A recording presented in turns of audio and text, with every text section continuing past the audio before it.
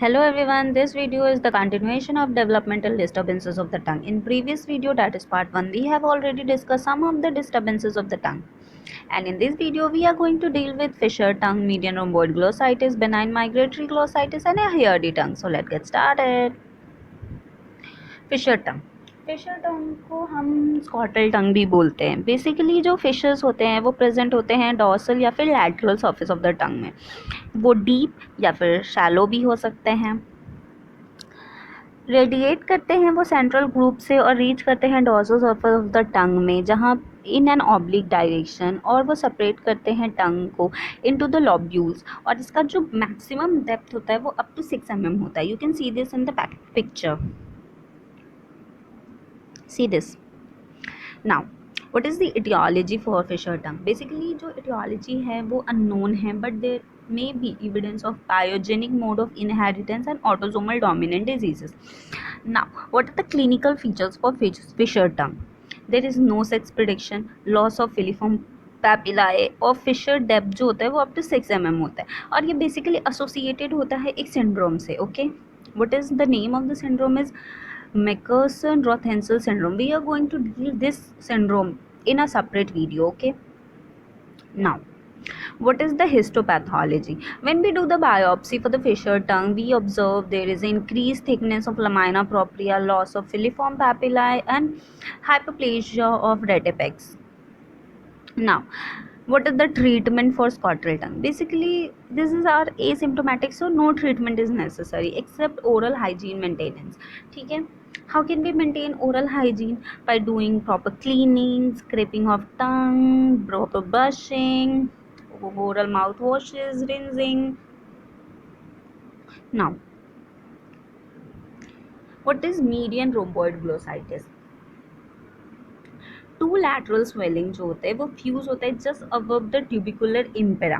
ठीक है, impar to give rise to the tongue. During this fusion of two lateral lingual swelling अगर defect हो जाता है, ठीक है, in posterior dorsal point of fusion में, ओके, तो वो लीव करता है एक rhomboid shape smooth erythematous mucosa को, जो कि लैक करता है पैपिला को और लीड करता है median rhomboid glossitis. You can see this in this diagram. Okay, smooth erythematous diamond shape.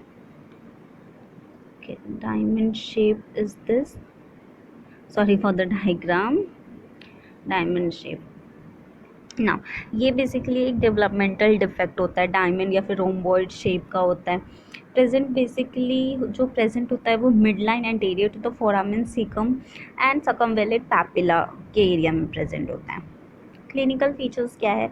30 से 50 साल की उम्र में ज़्यादा दिखता है, मेल में ज़्यादा होता है. लोकेशन क्या होता है? बेसिकली जो जंक्शन होता है anterior 2/3 and posterior 1/3 of the tongue में, वहाँ पे ज़्यादा दिखता है. ये जनरली एसिम्प्टोमेटिक होता है. पिंक टू रेड पैच होता है जो कि सेम अपीयर होता है जैसा कि हाइपोप्लास्टिक कैनिडियासिस में होता है. ओके, फिर जो डायमंड शेप एरिया होता है, ठीक है, स्मूथ एरिथमेटस एरिया, ठीक है, वो उस पर्टिकुलर एरिया में लॉस होता है filiform papilla and fungiform papilla का. ठीक है, but there is presence of candida hyphae. Okay, now what is the histopath? अगर हम जब हिस्टोपैथोलॉजी लेते हैं तो we can see that there is increase keratin, elongation होता है रेटिपेक्स का and epithelial poles are present. Epithelial poles जो है वो एक और डिजीज़ में देखने को मिलता है जब हम हिस्टोपैथ लेते हैं, बायोप्सी करते हैं. वो है स्क्वामस सेल कार्सिनोमा. जब हम स्क्वामस सेल कार्सिनोमा का बायोप्सी करते हैं तो वहाँ पे देखते हैं कि वहाँ पे इपिथेलियल पोल्स प्रेजेंट होता है. So don't get confuse. Okay, जो ट्रीटमेंट होता है इसका वो हम एंटी फंगल दे सकते हैं. बेसिकली एसिम्प्टोमेटिक है तो उतना ट्रीटमेंट रिक्वायर्ड नहीं है, बट अगर वो इन एसोसिएशन विद कैनिडियासिस है तो हम एंटी फंगल एडवाइस करते हैं. ना, what is benign migratory glossitis? Benign migratory glossitis को हम जियोग्राफिक टंग भी बोलते हैं. ठीक है, ये बेसिकली एक पैची इरेगुलर लीजन होते हैं जो कि कन्फाइंड नहीं होता है एक पोजीशन पे. ठीक है, मतलब वो अपने पोजीशन को चेंज करते रहता है. ठीक है, इसके पास एक वाइट सरपेंजिनस ग्रेन्यूल्स होता है, सरपेंजिनस, सॉरी टी यहाँ पे नहीं होगा गाइस, ठीक है। It's spelling is SERPENGINOUS, okay, SERPENGINOUS, ठीक है। सरपेंजिनस वाइट लाइन्स होता है, ठीक है। Between these two white lines क्या होता है, एक स्मूथ डीपैपिलेटेड सराउंडिंग एरिया प्रेजेंट होता है। You can see this in the diagram, ठीक है। जब हम इस डायग्राम को देखेंगे तो एक ऐसा जोग्राफिकली मैप टाइप का अपीयर होता है, इसलिए हम लोग उसको जोग्राफिक टंग भी बोलते हैं, ठीक है। जो कि एक कांस्टेंट पोजीशन पे नहीं होता है, हमेशा अपनी पोजीशंस को चेंज करते रहते हैं। These white lines are serpiginous white lines, okay, ठीक है। Because of the changing pattern of serpiginous white lines, इस लीजन को हम वांडरिंग रैश ऑफ टंग भी बोलते हैं, ठीक है। This is important,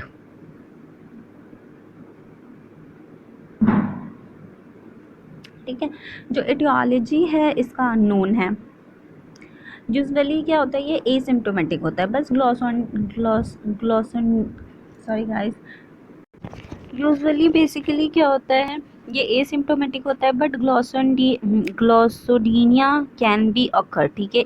ग्लॉसोडिया means burning sensation, ठीक है, टंग में, जो कि एसोसिएटेड रहता है विद फिशर टंग या फिर स्कॉटल टंग या फिर सोरियासिस से, ठीक है। हिस्टोलॉजी क्या होता है, हिस्टोलॉजी सिमिलर टू सोरियासिस होता है, इंक्रीज क्रिएटिन होता है। मोनोरोज एब्सिस, दिस इज इम्पॉर्टेंट, ये आपको हिस्टोपैथ में दिखेगा गाइस। जब आप हिस्टोपैथ करते हैं बेनाइन माइग्रेटरी ग्लोसाइटिस का, तो मोनोरोज एब्सिस दिखता है। रेटेपेक्स जो होता है वो थिन हो जाता है। Treatment, no treatment required basically, क्योंकि ये एसिम्प्टोमेटिक है, ठीक है। अगर सिम्प्टोमेटिक लीजन्स होते हैं तो हम प्रेडनिसोलोन, एंटीफंगल और एंटीबायोटिक प्रिस्क्राइब करते हैं, okay. Now what is hairy tongue, hairy tongue को हम ब्लैक हेयरी टंग भी बोलते हैं या फिर लिंगुआ वेलोसा नाइग्रा भी बोलते हैं, ठीक है। What is the aetiology for hairy tongue और ब्लैक हेयरी टंग, ओके। ये basically defective desquamation of filiform papilla के कारण होता है, ठीक है। Now what is the precipitating factor जिसके कारण डिस्क्वामेशन होता है फिलीफॉर्म पैपिला का, या तो पुअर ओरल हाइजीन के कारण हो सकता है, या फिर फंगल इन्फेक्शन, प्रोलॉन्ग हाइपरट्रॉपी, या फिर हेवी स्मोकिंग के कारण भी हो सकता है, okay. Now what are the clinical features, जो फिलीफॉर्म पैपिला है उसका जो नॉर्मल डेप्थ होता है वो 1 mm होता है, ठीक है। एकदम नॉर्मल जो साइज होता है वो 1 mm होता है, but hairy leukoplakia sorry hairy tongue में क्या होता है, ये रीच कर जाता है up to 15 mm, okay. Alter taste होता है, गैगिंग दिख सकता है, एंड हैलिडोसिस होता है। Halitosis is a common features for hairy tongue, okay. Now what are the treatment, basically जो ट्रीटमेंट है या तो टॉपिकल केरेटोलाइटिक एजेंट आप दे सकते हो, या फिर प्रॉपर क्लीनिंग, या फिर स्क्रैपिंग ऑफ टंग, मतलब oral hygiene maintenance is necessary, okay. Thank you for watching guys, hope you liked it.